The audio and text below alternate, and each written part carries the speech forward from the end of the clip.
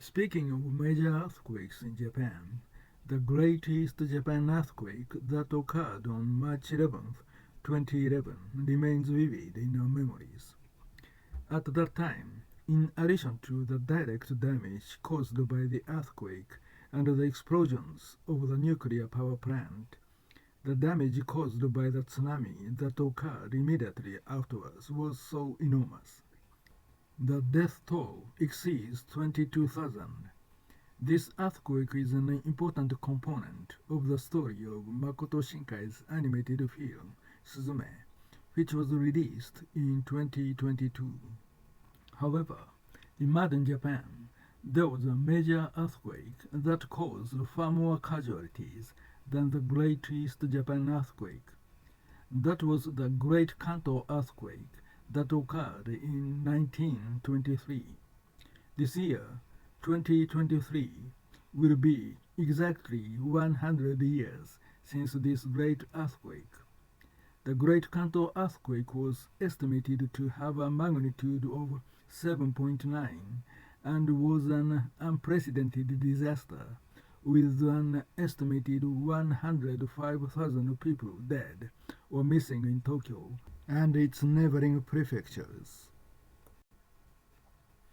Because the earthquake occurred during lunchtime and strong winds were blowing, many fires broke out in Tokyo, and the fires continued to spread for 46 hours immediately after the earthquake. Over 40% of the entire city area at the time was destroyed by fire.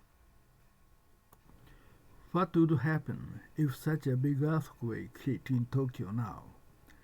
How likely is that? In the southern Kanto region, which includes Tokyo, magnitude 8 class earthquakes occur every 200 to 400 years. It's been 100 years since the magnitude 7.9 Great Kanto earthquake, so we may not see another earthquake of this magnitude yet.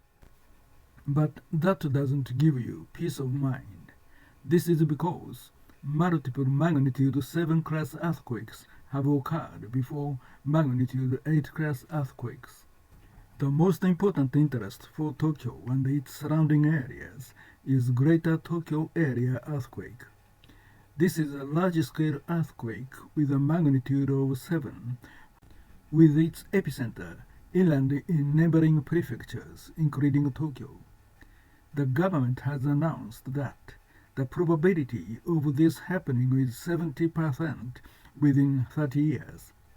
This is a rather vague statement, but the least we can say is that we cannot deny the possibility that it will happen tomorrow.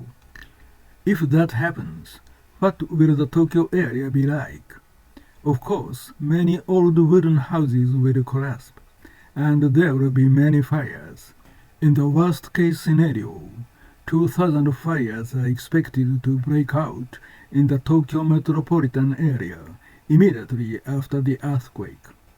In contrast, the number of pump trucks for firefighting is overwhelmingly insufficient. Moreover, fire trucks cannot be sent to many fire sites due to collapsed buildings or traffic jams, making it impossible to extinguish fires in the initial stage. Therefore, there is a high possibility that the fire will quickly spread to a large scale. The metropolitan area has a much larger population than it did 100 years ago. There are also an overwhelming number of large and small buildings, roads, railways, bridges, and other facilities. The current population concentration in the Tokyo area is 29% of Japan's population, which is extremely high compared to the average of around 50% in developed countries. The number of things that could be destroyed and the number of lives that could be lost is staggering. For example, 100 years ago, there were no subways in Tokyo, but now there are subways all over the place. If a huge earthquake were to strike during commuting hours, Just imagining the destruction and casualties that would occur underground in Tokyo is terrifying.